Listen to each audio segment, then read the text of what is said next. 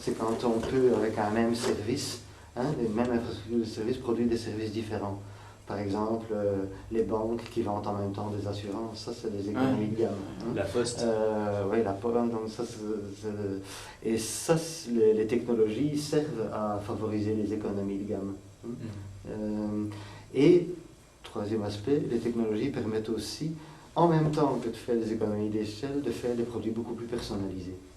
Donc une différenciation, une customisation. Une différenciation des produits. Sachant que la différenciation n'est parfois qu'un petit incrément à l'économie d'échelle. Si vous prenez les voitures par exemple, le fait qu'on puisse faire des modèles quasiment à la carte, oui, d'accord, mais on travaille vraiment sur le look du modèle, sur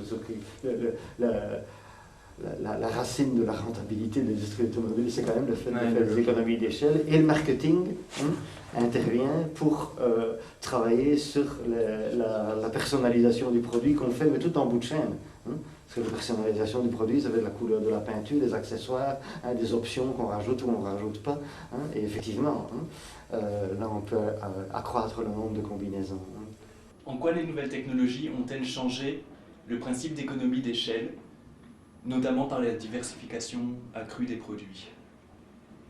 Oui, donc si vous pensez à la technologie qui permet de faire de la mass customization, je ne sais pas comment on traduit ça en français, donc de parvenir à garder quand même un niveau de coût moyen de production qui n'est pas trop élevé, tout en diversifiant l'offre, ce qui permet de rapprocher l'offre de la demande, sans être obligé de produire des quantités énormes d'un même bien ou spécification unique. Donc si c'est ça que vous voulez dire, oui, je suis d'accord. Mais bon, ces technologies sont, on ne peut pas dire que c'est une technologie particulière.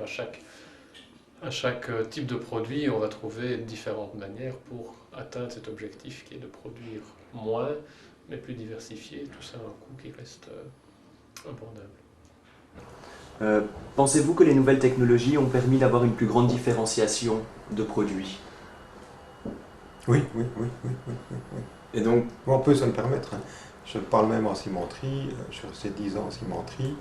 Quand je suis arrivé, il y avait 7 gammes de produits, quand j'ai quitté, il y en avait 14. Alors que c'était un producteur de masse. Et ce sont les nouvelles technologies qui permettaient ça. Donc il y a effectivement, même pour les producteurs de masse, une tendance à se diversifier. Ici, le nombre de batchs qu'on fait, le nombre de produits différents que l'on fait, donc on peut le faire du fait qu'on a les nouvelles technologies. On a tout est sur PC, tout est sur écran, on peut suivre toutes les productions en temps réel, etc.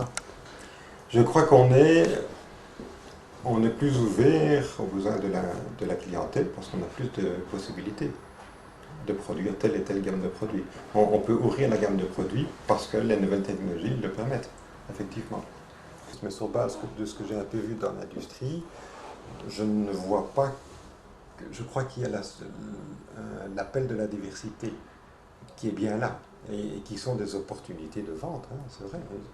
Donc la stratégie de vente, elle est faite d'opportunités. Ici, je vois, on fait de plus en plus de produits et puis la durée de vie des produits, elle est aussi 4 à 5 ans. Donc quoi? Parce qu'on trouve, disons, des nouvelles formules chimiques qui fait qu'on change les formules chimiques et donc on améliore, on met des additifs en plus, etc.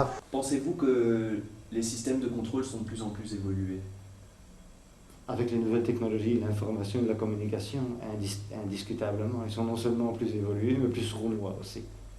C'est-à-dire qu'ils se font de plus en plus à l'insu du travailleur et ils touchent de plus en plus des variables comportementales plutôt que les variables quantifiables classiques. Par variables quantifiables classiques, j'entends le nombre de pièces produites ou le nombre d'erreurs. Il y a clairement un changement de mentalité dans le mode de contrôle.